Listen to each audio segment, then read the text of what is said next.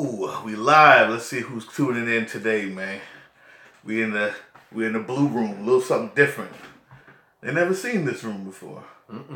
They never seen this room before. Sometimes you gotta change it up on them. Let's get the music in. Come on to the bar. Y'all don't even know the significance of this room. History. The infamous blue room. The infamous blue room. Y'all never seen it before. Who's that just chimed in? We about to get started. Leave us a little message.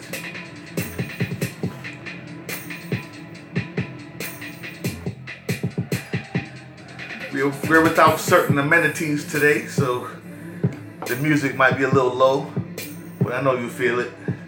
We're talking about something very serious, though. We had to go live. Got to go live. We got to get the truth out there. Your boy Meek. Matter of fact, want to get started? Ooh, we got 2 people joining in. Talk to us, people. Let's get it started. Let's dive right in. Hold on, man. First of all, Wait a minute. Hello, YouTube. Cheers and welcome to the basement. Now in the blue room. Listen, my name is Bruce Lively. I'm D-Boy Slim. And the basement is the first daily hip-hop debate show. From Tuesday through Friday, we tackle the most intriguing topics in hip-hop culture and the world around it. So welcome back, Basement family. And everybody has heard by now that Meek Mill got 2 to 4 years in prison for probation violation, people. I see you, Rodney Lee. Oh, man, welcome to the basement. Listen, probation violation, 2 to 4 years. Listen, the entire hip-hop community has weighed in. They've reacted. And we are no exception. You know we're going to have our debate. This is one that's so important we had to do it live, people. Leave those comments. We need you guys. Share, like, put it on all your platforms. Subscribe, people. Subscribe. And before we get started, you guys got to check out our sponsors, the Fleetwood Spice Collection. We don't have them behind us right now. We in the infamous blue room. But you guys got to check them out. TheFleetwoodSpiceCollection.com. Next week, we're giving away free spices, I believe, all week. And we're going to give you the criteria Monday and Tuesday. So be prepared for that. Today's question. Meek Mill, 2 to 4 years. Did he bring this on himself? Maybe a better question is, did they go overboard with the sentencing? I see you, young Roosevelt. Let's go. You got it, man. D-Boy Slim, get it started.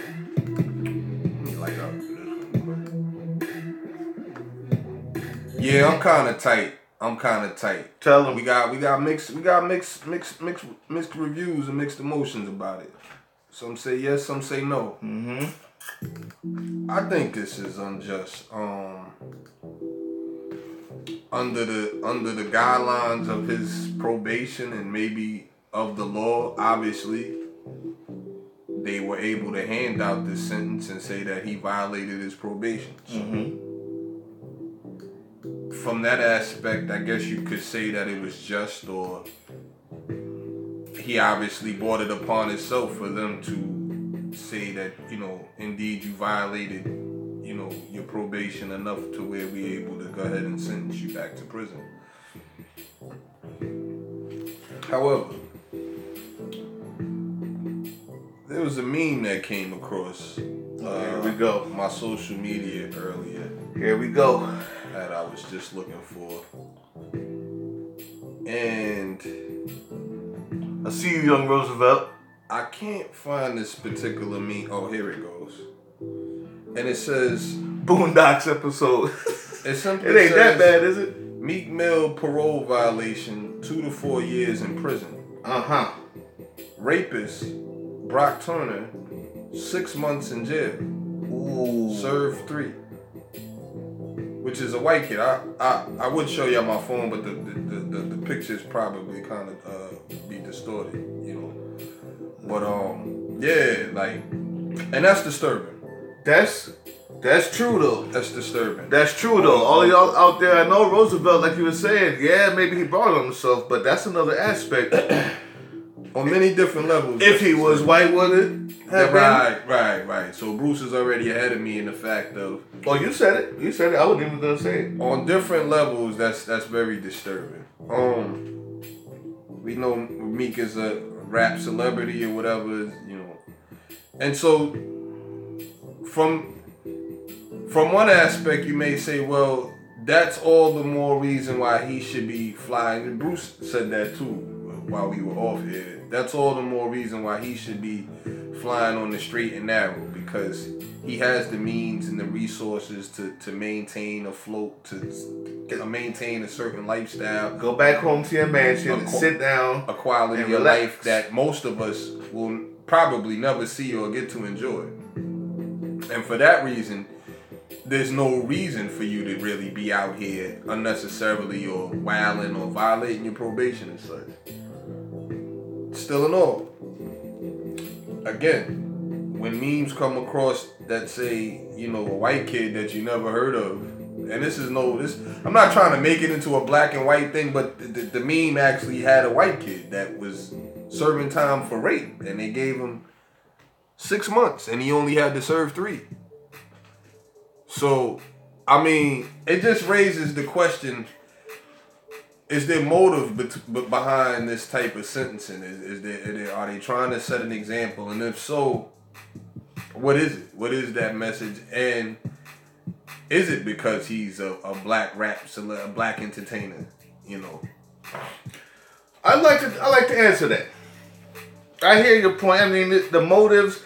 I kind of thought you'd be a little more going in on the fact of the unfairness. But you're right. Is there a motive and all this stuff? The truth is, nah. Honestly, let me tell you guys why. I'm actually of the idea that the judge did what she had to do. And I'm going to show you why. Listen, you guys know, it's gangster. We keep it gangster on here. Ain't nobody wanting nobody to go anywhere. You understand what I'm saying? They did that with Mike Vick. I see you all G's react. But listen, judge, her name is Janice Brinkley. This is her quote, and you tell me what you think that she could have done more. I gave you break after break, and you basically just thumbed your nose at this court. You violated probation in 2011, 13, 14, 15, and 2 to 3 times today. You see, the judge has her hands. She has shown him leniency, and actually, Meek Mill, in his apology, talked about the fact that she gave him a chance to get over his Percocet addiction, and he's only human. Unfortunately, what do you want her to do? For years and years and years, she's let you off. She gave you the chance. And it wasn't just, okay, you came up with Percocets in you. You have an addiction. You didn't get that fixed. You have the money and the means by which to do so. There's people out here on the street that don't have that. And I understand why they can get caught up. You literally would be considered a hero for going to a rehab place. But listen, just hear me out, people.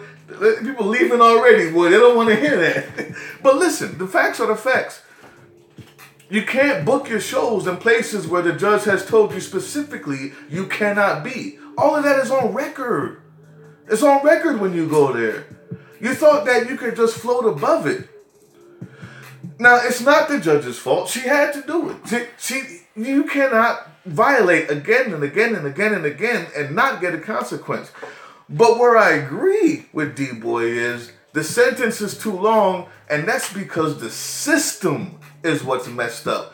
It's not just, it's his fault. The truth is we're all human, and quite frankly, there's things that we all do probably every day that if people knew about it or if we got caught for it, we'd be in some trouble with somebody. The truth is, because of the drug wars brought on in the 80s that has continued to today, it's destroyed families, it's destroyed men, destroyed lives, destroyed children. And so, yeah, the sentence is too long. But the mere fact is, it's not the judge that made that. It's the lawmakers that make that a necessity, to make that you have to choose between 2 and 4 years for a non-violent offense. When a rapist, like you said, gets 3 weeks. You know what I'm saying? So that's the problem. The truth is he did bring it on himself because these laws were made while he was doing his thing. And he knows the laws and he was told what to do and what not to do. He has the means by which to support himself while doing whatever they asked of him. But it's cooler to be doing what you do. It's cooler to be hitting the perks. It's cooler to go where you're not supposed to go because your boys are there or because your fan base wants to see you in the hood spot. She said don't go there. 11, 13, 14, and 15, and now today.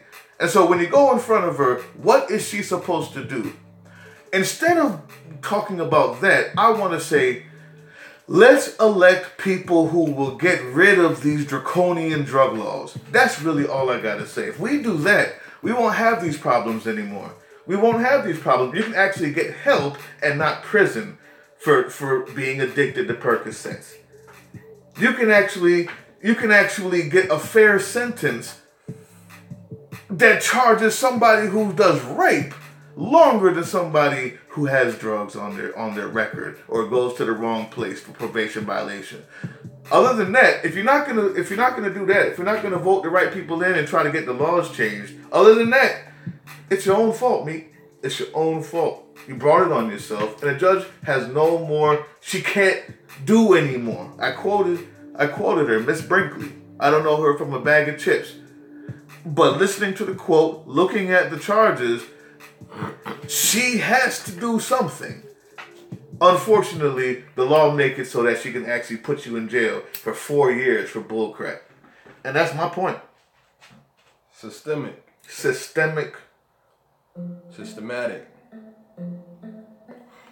These are terms that come to mind. Racism. You put those two together, which is actually a word, systemic racism, systematic racism, however you choose to say that. I agree with that. I kind of agree on. I'm gonna keep it a stack with you. I agree on both ends. He may have, Meek. Again, I had this conversation with Bruce off air as well. I don't know if Meek is even 30 years old yet. Oh, I know man. That's not an excuse, it's not a cop out or anything. But I mean, it's just call a spade a spade. He may not even be 30 years old yet. So we need y'all to chime in. We had like 4 or 5 people in, and whoever left, mistakes chime in. Come happening. Bound to. He hasn't made his last, believe me. Who has? Those of us that reached the age of 35 or older, we know that you might have thought that that was it, and then you get into your 30s and you realize there's different things, and you're going to come across different obstacles and different adversities.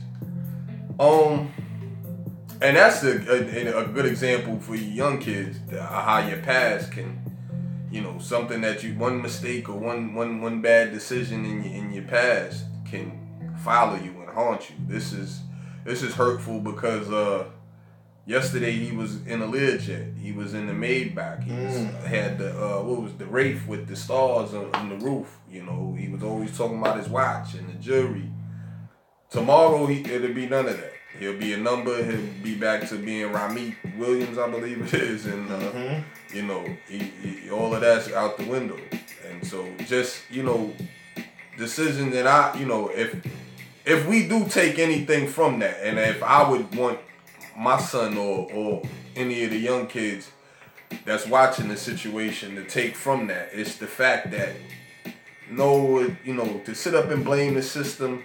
We can, and we're just in doing so because there are things that need to change, and this is systemic, and it looks very much like systematic racism. But to continue to blame the system, we cannot, and we don't have the time, nor do we want anybody else to be in that type of situation where they've changed their life, obviously, and the one mistake they made in their youth continues to keep haunting them and wreaking,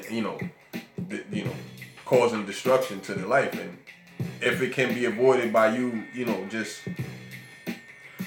calming down. That's the thing. The thing is, certain things. Let me tell you something about facts Avoid it. And I'm done here. Right, I'm done with this. First of all, the problem is the systemic racism. The problem is the draconian drug war.